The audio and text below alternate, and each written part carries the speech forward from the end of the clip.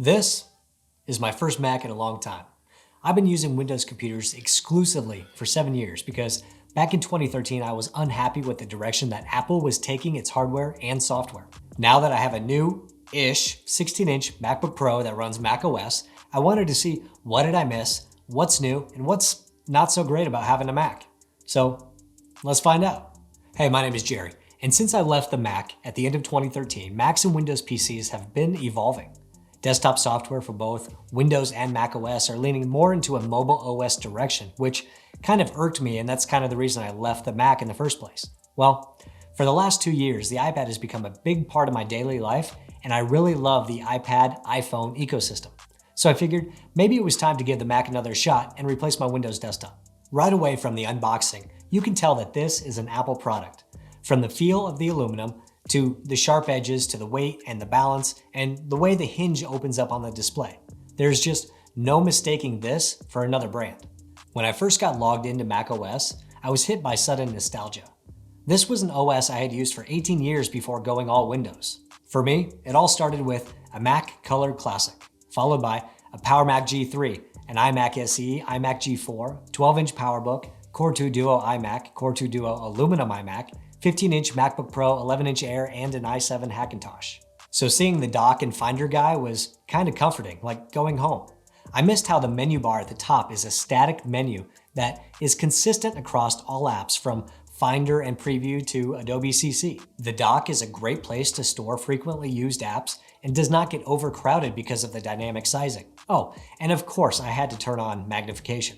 Back in the old days of my Mac use, Spotlight was my go-to for launching apps and documents. Being able to hit a keyboard shortcut, then type a couple of letters to open an app made it super easy to multitask while keeping my hands on the keyboard. Spotlight's ability and accuracy for finding things is far beyond what I had in Windows. I remember when Quick Look was announced back in 2007. This was a very simple way of previewing files without opening the underlying application by selecting and hitting the spacebar. This makes finding what you need very fast, like trying to find the right photo or video in a folder. This has been something I missed on Windows since the first day I sold my last Mac. Another nicety about the Mac is that it has zero bloatware or ads in the OS. Unlike other operating systems, I didn't need to spend a couple hours removing built-in crap like antivirus software or freemium games. Buying an Apple product means getting a premium, ad-free, non-sponsored OS. And of course, as a longtime Mac user, I had to re-enable the bong sound. Seriously, why did Apple remove that? The sound just resonates and makes me feel something. Those are just a few things I've missed on the Mac these last many years, but there are also a number of new things that I have not been able to experience on a Mac before, like Retina displays. Apple has always been ranked very high in display quality and features. Some people give Apple crap about having X resolution or Y frame rate in their devices. But if you want a consistent, accurate, bright display with minimal variance between products, Apple is the way to go. And now with Retina resolution and True Tone, which changes the white balance depending on the ambient light, it is a big step up from most Windows laptops I've used. The trackpad and touch bar are also updates that I haven't seen before. Apple has always had great trackpads, and now they're the size of your head, so multitasking gestures are as easy as skating on an open ice rink. The touch bar is a novel idea, and of course I've read reviews on it over the years. I think I'm on the ambivalent side of touch bar. I would probably prefer physical media and brightness keys, but maybe when I find an app that uses the space well for my needs, that will change my opinion. For now, I have the touch bar set with static controls, and it seems to work well enough. Apple integrations have also been improved since I last used a Mac. You now have AirDrop, which allows for wireless file transfer between devices, shared clipboard, handoff for starting a process on one device and continuing on another, SMS messages, phone calls, login with Apple Watch. Oh, and Sidecar. Sidecar lets you use your iPad as a second monitor wirelessly. Just drag a window over. You can also use the Apple Pencil to manipulate items using the touchscreen on the iPad.